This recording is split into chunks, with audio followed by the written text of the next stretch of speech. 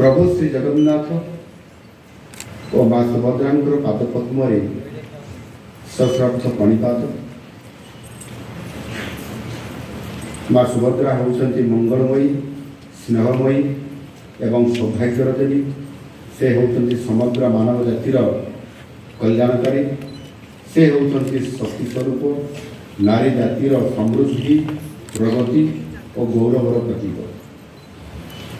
महिला मानकर जीवन में परिवर्तनात्मक विकास एवं समान को सशक्त करिवार लक्ष्य रखी ओडिशा सरकार द्वारा जो आरंभ करा जाइतिबा महिला सशक्तकरण धर्मी जुगांतकारी साहसिक एवं ऐतिहासिक योजना सुभद्रा ओडिशार समस्त माँ भणी मान प्रति सरकार ये प्रतिबद्धतार ये हूँ गोटे ज्वलंत निदर्शन।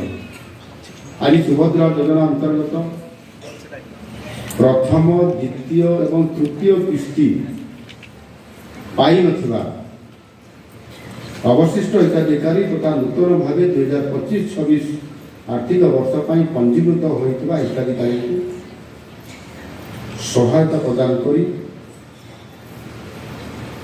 एवं यही अवसर में मु समस्त माँ मान आउ थे अनेक अनेक